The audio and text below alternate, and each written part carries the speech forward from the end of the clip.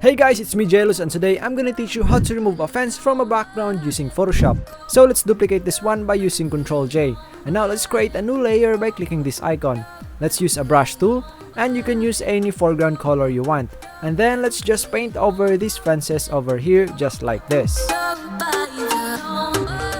So here's the final result. Now let's use a lasso tool, head over to our paint layer, hold Ctrl key plus left click to show the selection, and then let's click the eye icon to hide this layer. Let's head over to our image layer, right click inside the selection and choose fill. And now let's choose content aware from the drop down menu. And these are the settings here, so normal, 100%, and then just press OK. And there you go. And then press Ctrl D to deselect. Now let's use a clone stamp tool by pressing S, or just go to the toolbar and select clone stamp tool.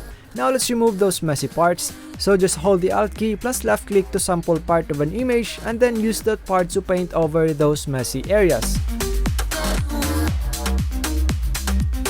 So here's the before and here's the after. I hope you've learned something from this tutorial, and if you do, hit that like button, subscribe to my YouTube channel, and click that bell icon to get notified whenever I upload a new content. Thank you so much for watching, and see you on my next video.